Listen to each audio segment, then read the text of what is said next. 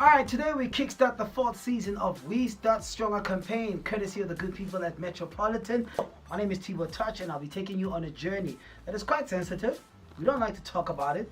We fear these conversations, but guess what? In the long run, they make us better. Hence, this series is for you. And we have to not just start strong, but we gotta finish strong too. And I'll be bringing you some amazing guests, financial experts who walk this journey. They know how to help you and I stop making those bad choices.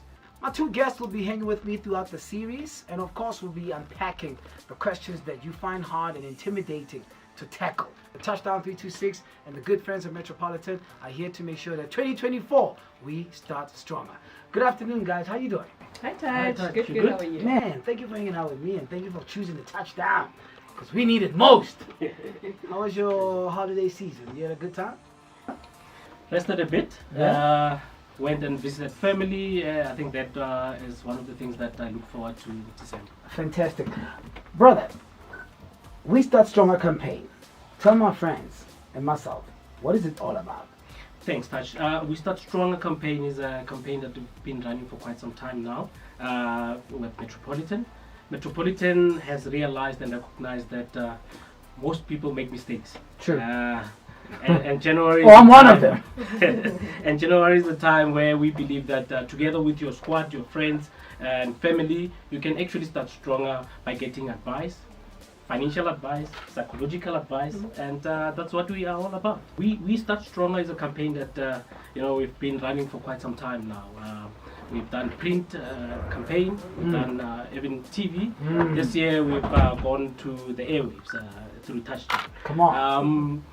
We Start Strong is essentially a program where we're saying every year there's challenges. People make New Year's resolutions and they hardly stick to them. Oh, I'm one of them. What we want to do is recognize and equip people with advice, financial advice, psychological advice, relating to how we can actually navigate this journey till the end of the year. Our social patterns in December are not the same as Jan. And I understand why we're having this conversation with Metropolitan being here today.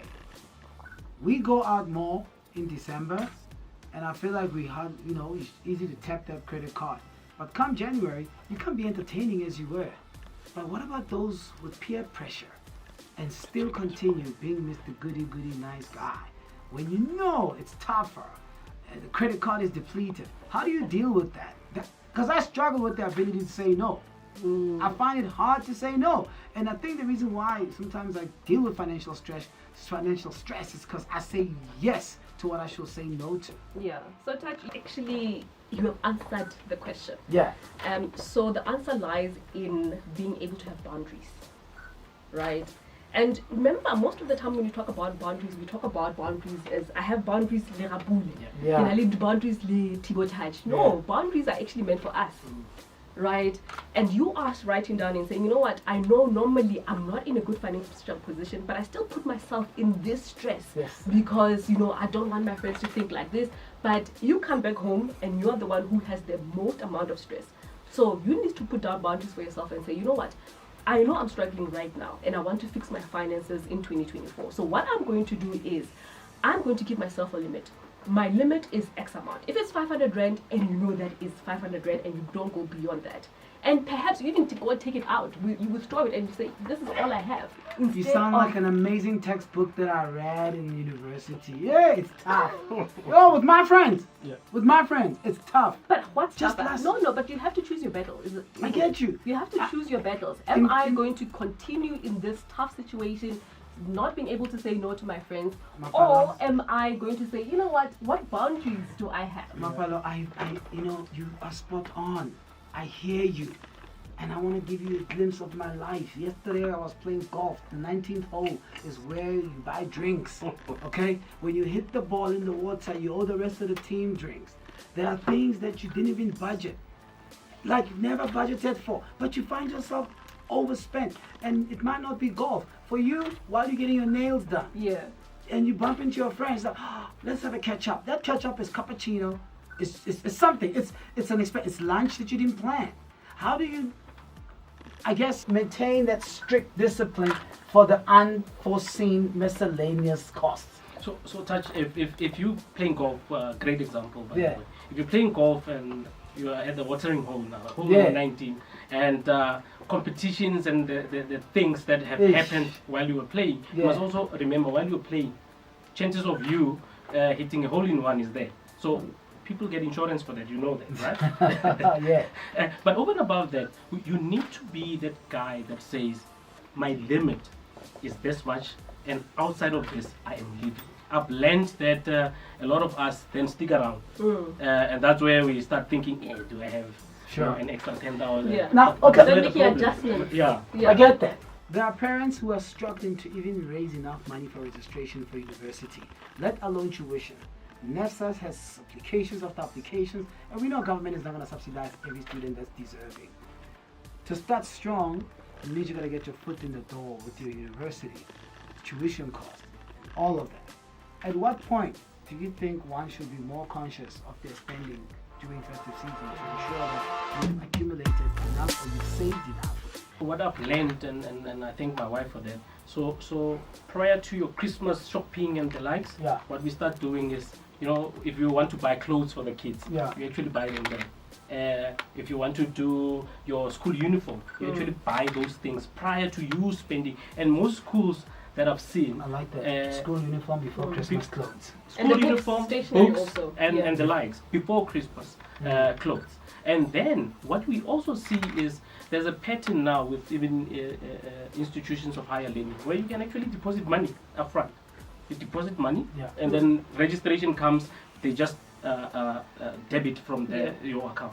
So these are simple things that one can do, but very difficult because we want to be seen, right? With the trendy new hairdo. I saw many colors in December for kids and the likes. But those are the things that we've started doing. You pay, we call it paying it forward. You know it's going to help you in jail.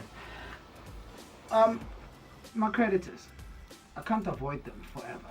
After 2-3 months, you start getting listed in ITC, it affects your credit. We know the credit market is shrinking in South Africa, hence people are renting more than buying or getting mortgages, right?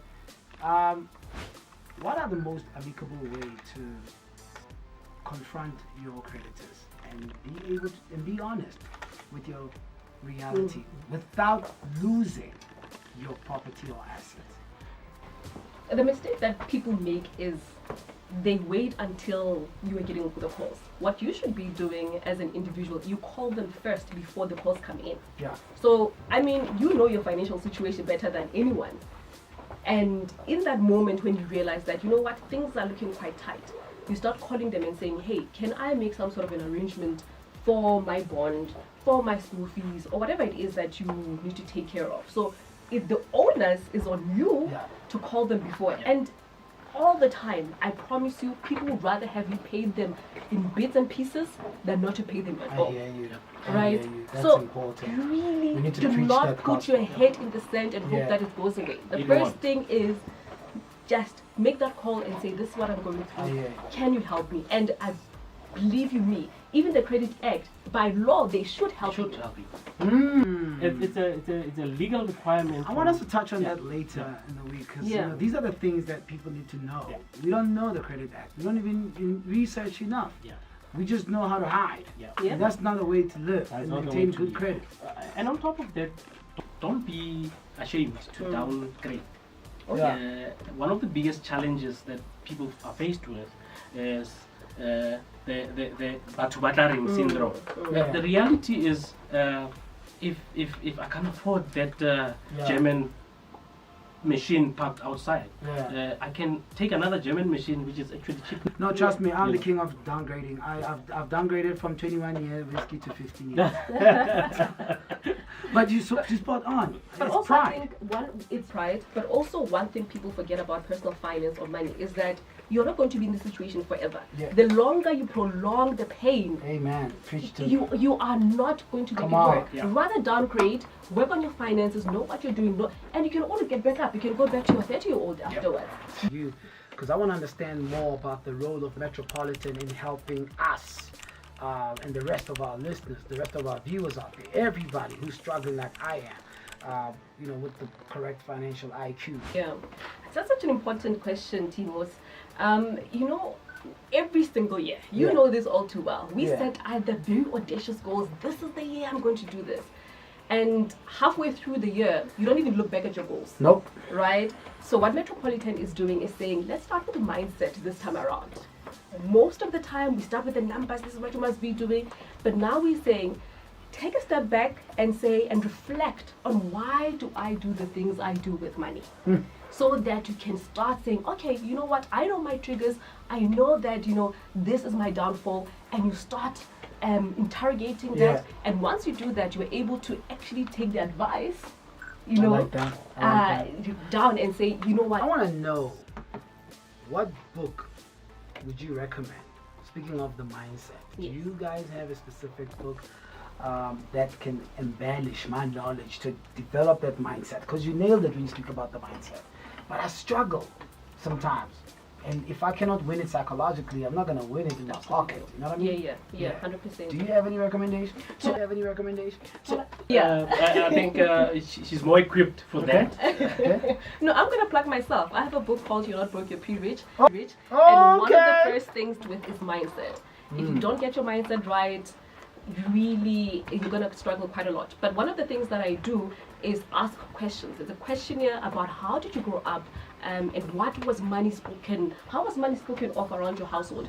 Men, growing up, all you hear about money, hey, how much I let? That's as far as the conversation about money goes. So we ask you questions in there to find out, actually, what are your thoughts about money? Sure. Do you believe that you can be successful and you can be good at money? And first thing you hear people say, I'm not good with money. And already that tells you so much about that person. So definitely my book, but there's so many other resources. But I think you don't even have to buy a physical book. Sure. There are so many questions that can interrogate how you view money from, and they're free. Part of the mindset, also what leads to it is the financial anxiety that we hardly talk about. And why is it important for you to understand that whole process and ensure that when you're dealing with such level of anxiety, you don't panic, but you always,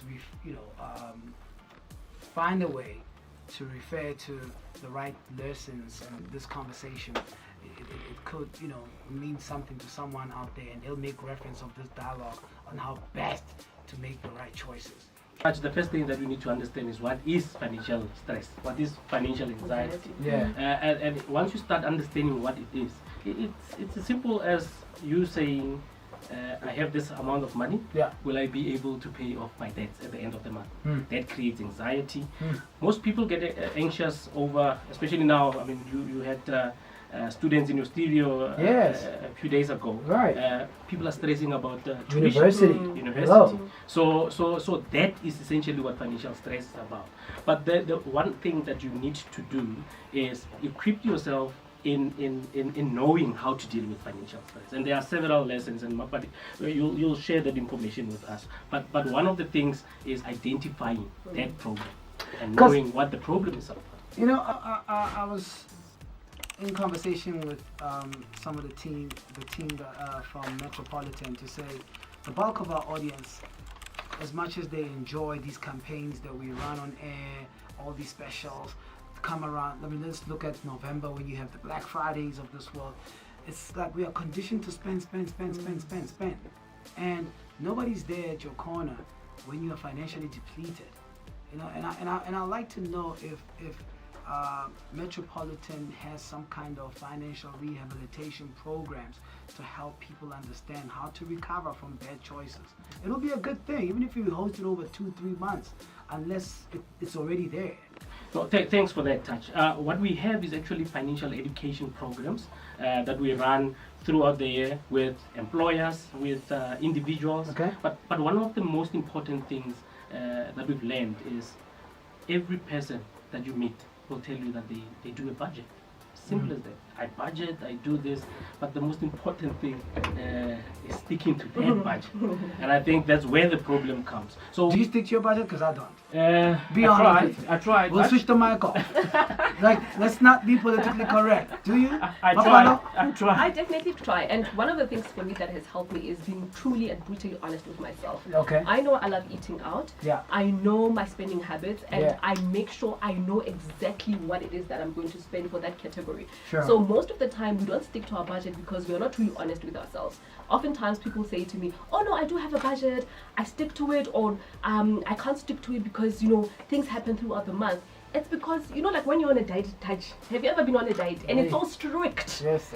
It's so strict. Tell me about it. That midnight you are there by the fridge opening the Oreos eating are calling. cookies. Exactly. Yeah. Because you did not input the fact that I don't want to put into my diet a cheat meal once in a while. Yeah. So oftentimes we do that. But talking about anxiety, Rapule, I just want to go back to what you said, is that we need to identify the problem. Yeah. Okay. Right? And you mentioned that there is so much consumerism.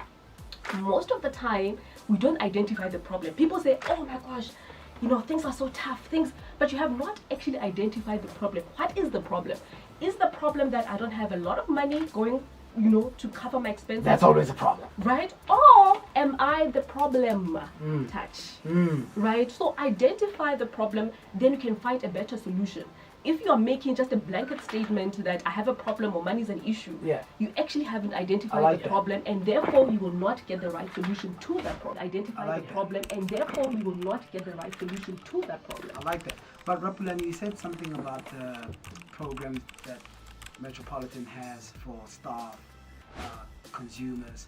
Is it just limited to those who are in the Metropolitan universe, or an ordinary potential customer, anybody who's not part of a Metropolitan customer, can they also benefit from that program? Definitely. Let's say the SABC, Yeah. and through the occupational health and safety guys and Nice. employee wellness programs, we actually partner with you to actually share, tips, learnings, Okay. through a segmented or pillared approach. So you'll have a session where we're dealing with credit. Good and bad credit. We'll Yeah. have a session that deals with, and by the way, Touch, all of these programs are not necessarily meant for you to buy. It's to impart info. For you to know. No, I get that. And I guess that'll help with the next question, because I found myself at some point struggling with financial stress. How important is it to identify it? Personally, I think that's one of the most important things. And there are things that you can do to identify whether you are under financial stress or distress. The challenge that people do is, you just mentioned it earlier on. People don't necessarily delve deeper and say, what is this problem? So the fact that you can't afford to pay your bills at the end of the month is one aspect of it.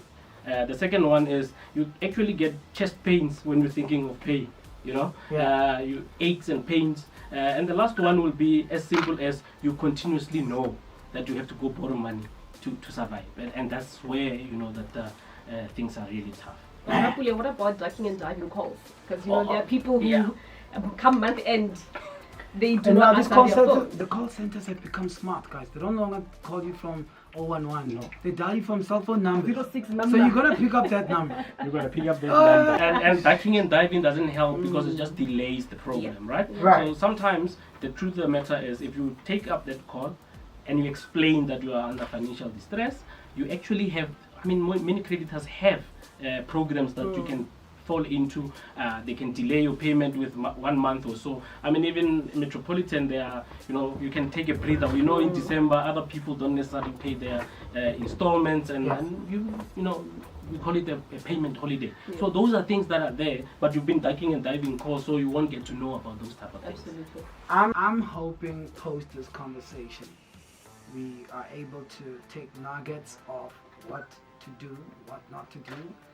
Try not to be hard on ourselves, but I can trust that a brand that's been strong and dominating for over 125 years will bring us credible information to make sure that all of us, we start strong, sustain a good year, and finish strong.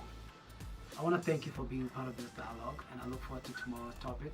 And let's make sure we get South Africa stronger. Thank you very much for having us, Touch. Thank you so much, Touch. Thank you.